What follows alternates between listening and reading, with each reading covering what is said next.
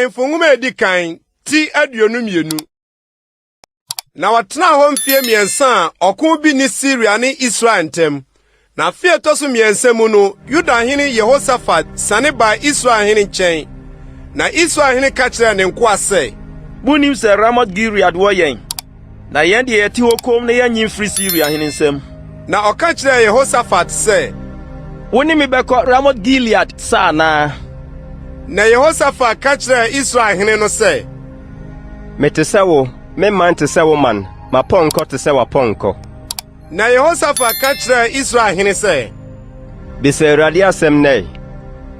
Ɛna Israel hene boaboa adiyifoɔ no ano, ɛbɛyɛ mmarima 400 na ɔka kyerɛ wɔn sɛ, Minkɔ Ramoth-Gilead, minkɔko, anaasɛ minyae. Na ɔse, Frukɔ, Awurade de bɛhyɛ ɔhene nsa. Ɛna Jehoshaphat kaa sɛ, Awurade diyifo biara ni ha bio a yebebisa ne hɔ adeɛ. Na Israel hene ka kyerɛ Jehoshaphat sɛ, Ɔbarima baako bi da so wɔ hɔ a anka yebetumi abisa Awurade afiri ne nkyɛn. Nanso metane no, ɛfiri sɛ ɔnhyɛ me ho nkɔmpa sɛ bɔne nko. Ɛyɛ Imlaba Micaiah. Na Jehoshaphat se, Ma ɔhene nkasa. Ɛna Israel hene frɛ gyaseni bi na ɔkaa sɛ, Ma Imlaba Micaiah nuru ha ntɛm. Na Israel hene ne Yuda hene Jehoshaphat tete wɔn hinwa so hyehyɛ wɔn ntadeɛ Samaria pono no mprae so. Na diyifo no nyinaa hyehyɛ nkɔm wɔ anim. Na Kenana ba Sedekia ayɔdadeɛ mmɛn na ɔkaa sɛ, Sɛ Awurade sie nie, yenum na wodi besum Syriafoɔ di kosi sɛ ubewie wɔn sɛyɛ. Na diyifo no nyinaa hyehyɛ nkɔm saa sɛ, Kɔ Ramoth-Gilead na kodi siadeɛ, na Awurade de ahyɛ ɔhene nsa. Na ɔbɔfo a ɔkɔfrɛ Micaiah no ka kyerɛ no sɛ, Hwɛ, adifo no nyinaa de anokorɔ ka asɛmpa kyerɛ ɔhene. Ma wo nsɛm nyɛ sɛ wɔn mu baako deɛ, na ka deɛ yɛ. Na Micaiah kaa sɛ, Sɛ Awurade te ase yi, deɛ Awurade bɛka kyerɛ me no, ɛno na mɛka. Ɛna ɔbaa ɔhene nkyɛn. Na ɔhene no ka kyerɛ no sɛ, Micaiah, yɛnkɔ Ramoth-Gilead nkɔko, anaasɛ yenyae. Na obuaa no sɛ, Kɔ na kɔdi nim, na Awurade de ahyɛ ɔhene nsa. Na ɔhene no ka kyerɛ no sɛ, Mpra he ara na menka wo ntam sɛ, nka me asɛm bi sɛ nokora nko Awurade din mu. Na ɔse, Mahunu Israel nyinaa sɛ wahwete mmepɔ soɔ sɛ enwan a wonni hwɛfoɔ. Na Awurade se, Yenum ni wura, ma ɔnsane nkɔ wɔ ne fie asomdwoe mu. Na Israel hene ka kyerɛ Jehoshaphat sɛ, Manka mankyerɛ sɛ ɔrenhyɛ me ho nkɔmpa bi, na mmom bɔne. Ɛna ɔkaa sɛ, Enti tie Awurade asɛm. Mahunu Awurade sɛ wɔte n'adwa soɔ, na wɔsoro asafo nyinaa gyinagyina ne ho, ne nifa ne ne benkum.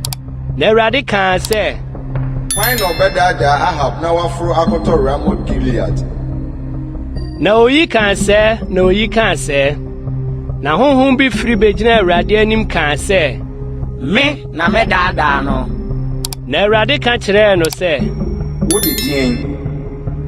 Na ɔse, Mefiri makɔyɛ atorɔ honhom na adiyifo nyinaa anim. Na ɔkaa sɛ, Wobɛdaadaa no, na wobɛtumi nso. Firi kɔ na kɔyɛ sa. Na afei hwɛ, Awurade de honhom torofoɔ ahyɛ w'adiyifoɔ yi nyinaa num. Na Awurade akasa wo ho bɔne.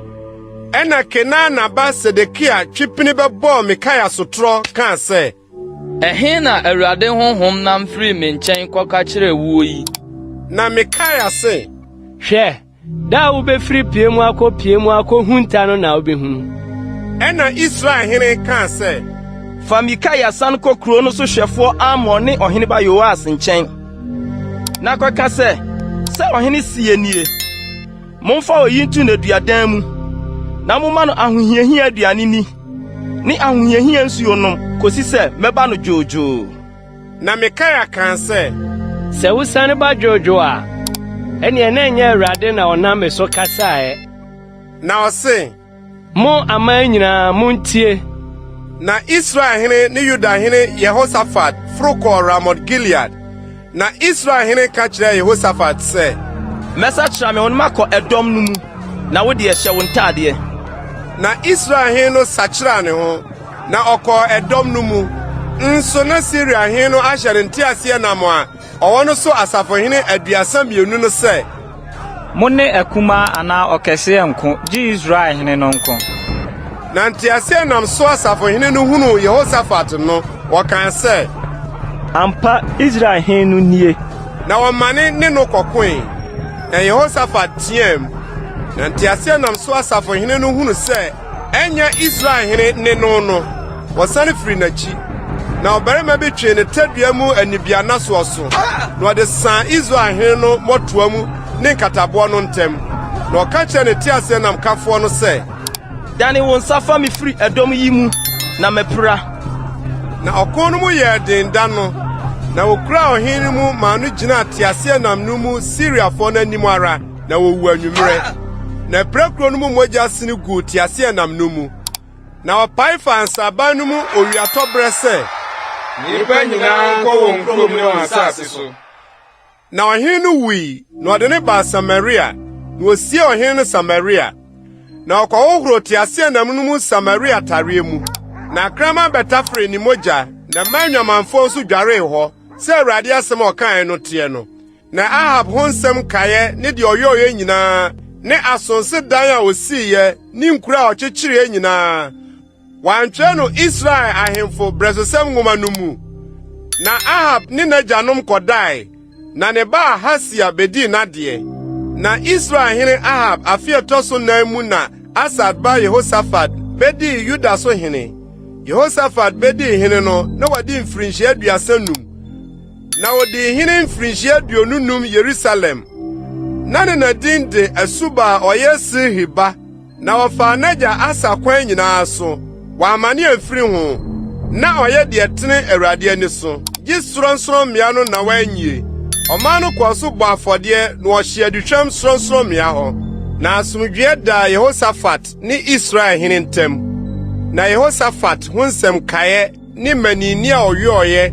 ne sɛdeɛ odii ako no wantwerɛ no Yuda ahemfo brɛsosɛm nwoma no mu na mani nyamanfoɔ nkaeɛ a wogyaa wɔn n'agya Asa na mu no ɔhye wɔn ase firi asase no so na ɔhene bi ni Edom amrado na odi hene Jehoshaphat ma Tarsis ahyɛn kɔ Ofiri sɛ ɛnkɔgye sika nanso ankɔ efisɛ ahyɛn no bobɔɔ wɔ Esion Geba ɛno mu na Ahab ba Ahasia ka kyerɛɛ Jehoshaphat sɛ ma menkoa ne wo nkoa nkɔ ahyɛn no mu na Jehoshaphat ampene na Jehoshaphat ne n'agyanom kɔdae na wosie no kan n'agyanom ho n'agya David kuro mu na ne ba Yehoram bedi n'adeɛ Ahab ba Ahasia bedi Israel so hene Samaria Yuda hene Jehoshaphat afe ɛtɔ so 17 mu na wodi Israel so mfie 2 na ɔyɛ ɔde ɛyɛ Awurade ani so bɔne na ɔfa n'agya kwan so ne na kwan so ne Nebat ba Yerobiam a ɔma Israel yɛ bɔne no kwan so na ɔsom Baal na ɔsɔree no na ohuru Awurade Israel Nyankopɔn bo sɛdeɛ n'agya yɔɔyɛ no ara